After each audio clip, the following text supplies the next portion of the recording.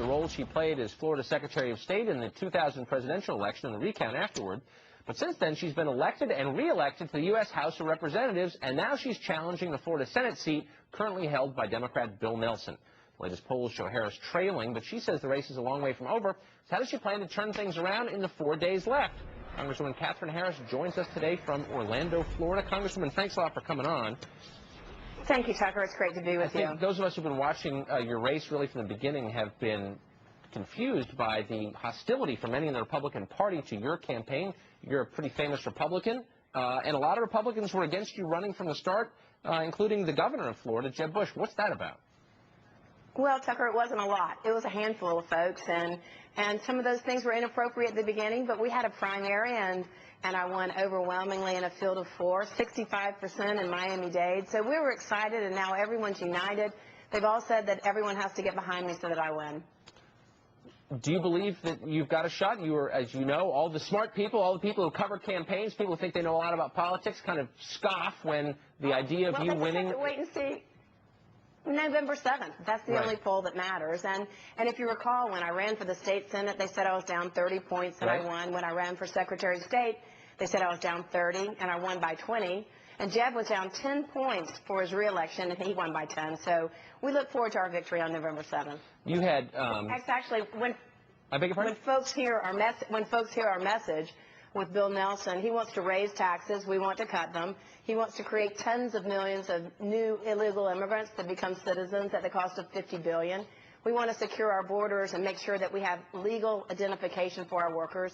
And last of all, he's been working to dismantle our traditional values, like marriage being between one man and one woman, or the fact that parents should be identified if their young daughters are being transported across state lines. We believe that should be the case. Unfortunately, he votes against those things. Well, I agree with you on that. You are quoted as saying by 2 former staffers of yours, Ed Rollins and a former campaign manager of yours, that you believe God wants you to be U.S. Senator. Do you think that? That's just silly. No, Tucker, I don't have those kinds of conversations, and that's just silly.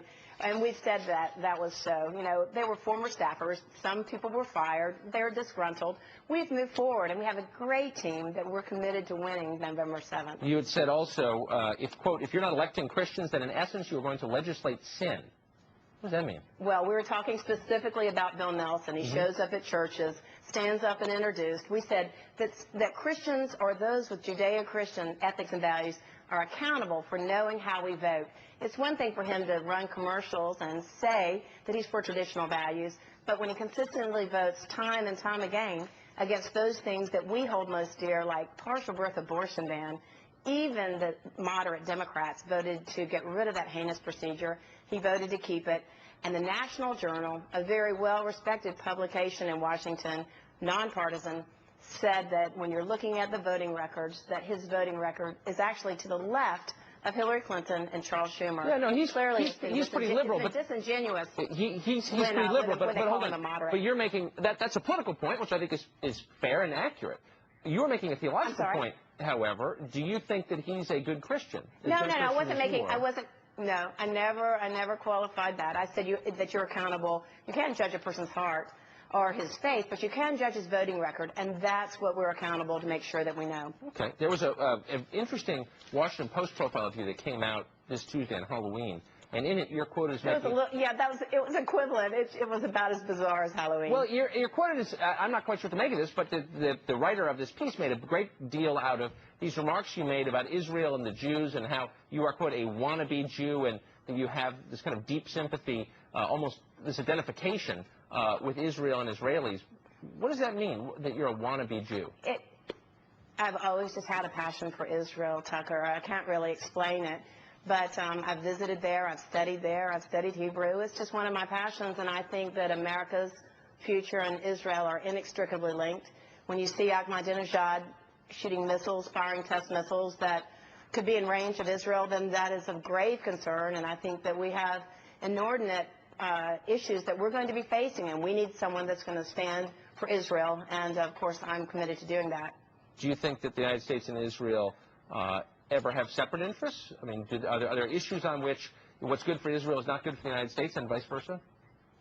Oh, I'm sure that could be the case. But in terms of Israel's national security, no, I'd have to think about it. I haven't found those different I'm not married to that, but in terms of Israel's interests in making sure that they are safe and secure as our friends in the Middle East, that's been really important. Ahmadinejad said that Israel should be wiped off the face of this earth and that their allies should burn in the furor of the fire of Islam. And those are terrifying words, and we should take him at his word, and appeasement has never worked.